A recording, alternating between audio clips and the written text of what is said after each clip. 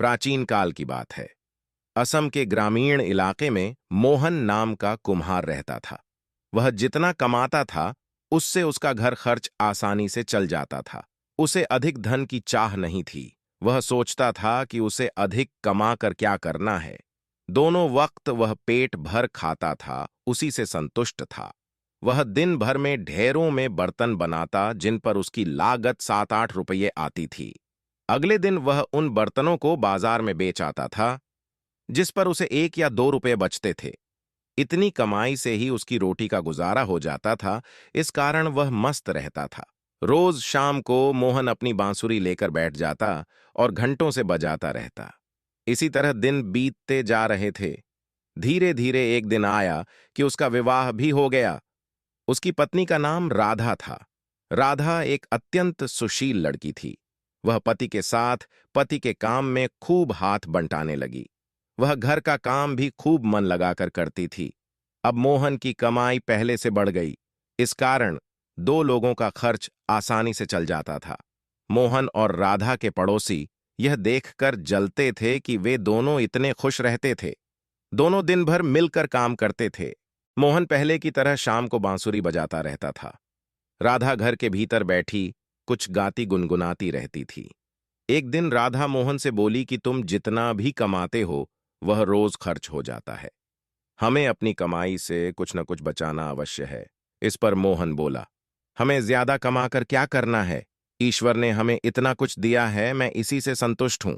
चाहे छोटी ही सही, हमारा अपना घर है। दोनों वक्त हम पेट भर कर खाते हैं और हमें क्या चाहिए? इस पर राधा बोली, मैं जानती हूं कि ईश्वर का दिया हमारे पास सब कुछ है और मैं इसमें खूब खुश भी हूं। परंतु बुरे वक्त के लिए भी हमें कुछ न कुछ बचा कर रखना चाहिए। मोहन को राधा की बात ठीक लगी और दोनों पहले से अधिक मेहनत करने लगे।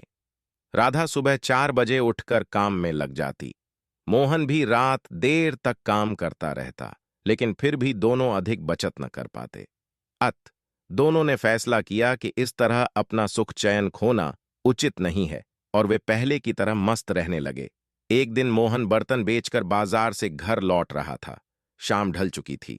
वह थके पैरों खेतों से गुजर रहा था कि अचानक उसकी निगाह एक लाल मखमली थैली पर गई। उसने उसे उठाकर देखा तो उसके आश्चर्य का ठिकाना न रहा। थैली में चांदी के सिक्के भरे थे। मोहन ने सोचा कि यह थैली जरूर किसी की गिर गई है। जिसकी थैली हो उसी को दे देनी चाहिए। उसने चारों तरफ निगाह दौड़ाई। दूर दूर तक कोई दिखाई नहीं दिया।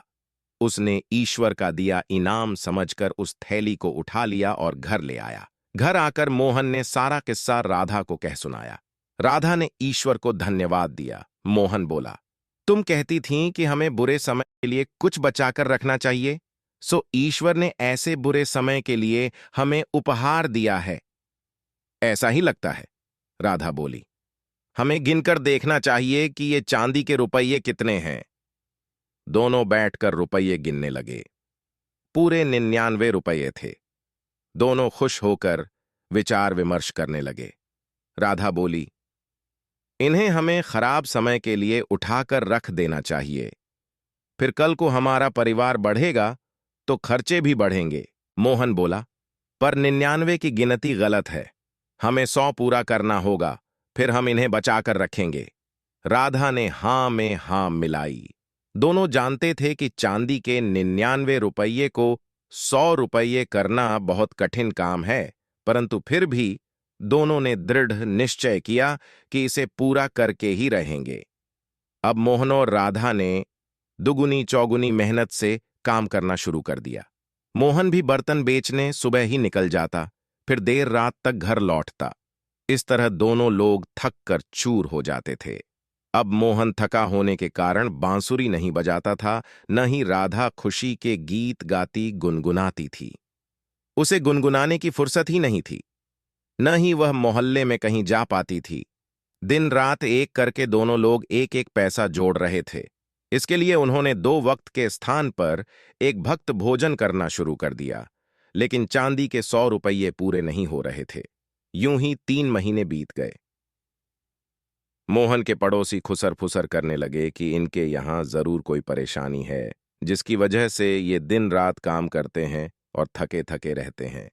किसी तरह 6 महीने बीतने पर उन्होंने 100 रुपये पूरे कर लिए। अब तक मोहन और राधा को पैसे जोड़ने का लालच पड़ चुका था। दोनों सोचने लगे कि 100 से क्या भला होगा, हमें 100 और जोड़ने चाहिए।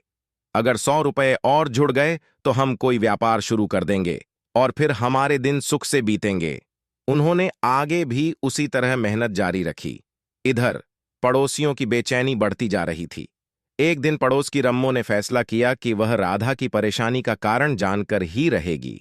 वह दोपहर को राधा के घर जा पहुंची। राधा बर्तन बनाने में व्यस्त थी।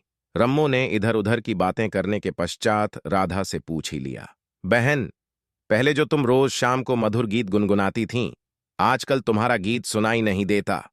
राधा ने यूं ही कहकर बात टालने की कोशिश की और अपने काम में लगी रही, परंतु रम्मो कब मानने वाली थी। वह बात को घुमाकर बोली, आजकल बहुत थक जाती हो ना, कहो तो मैं तुम्हारी मदद कर दूं। राधा थकी तो थी ही, प्यार भरे शब्द सुनकर पिघल गई और बोली, हाँ बहन, मैं सचमुच बहुत थक जाती हूं, पर क्या करूं, हम बड़ी मुश्किल से 100 पूरे कर पाए हैं। क्या मतलब? रम्मो बोली तो राधा ने पूरा किस्सा कह सुनाया। रम्मो बोली, बहन, तुम दोनों तो गजब के चक्कर में पड़ गए हो। तुम्हें इस चक्कर में पड़ना ही नहीं चाहिए था। ये चक्कर आदमी को कहीं का नहीं छोड़ता। राधा ने आश्चर्य व्यक्त करते हुए कहा, तुम किस चक्कर की बात कर रही हो? मैं कुछ समझी नहीं। उसने हंसते हुए कहा, 99 का चक्कर।